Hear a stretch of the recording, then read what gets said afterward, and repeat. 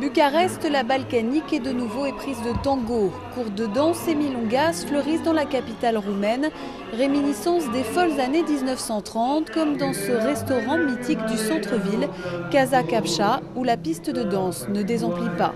Les femmes y arborent avec fierté robes élégantes et talons hauts. Bucarest compte désormais plus de 500 danseurs réguliers de tango et de nombreuses écoles. La créativité, le manque de règles imposées et de normes, mais aussi l'accent mis sur l'improvisation. Tout cela, ce sont des traits culturels dont les Roumains sont très fiers et on les retrouve dans le tango. Dans cette société où l'on est tellement habitué à danser seul, le tango est devenu le moyen de retrouver l'autre.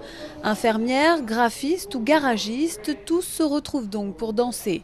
Théodora est rapidement tombée amoureuse du tango. D'élève, elle est devenue professeure. Je sens que je n'ai pas de poids, je sens que je flotte. C'est une euphorie terrible que je ressentais seulement quand j'étais enfant. C'est le sentiment d'être libre et de s'émerveiller des choses simples. Quand je pars d'ici, j'ai un grand sourire.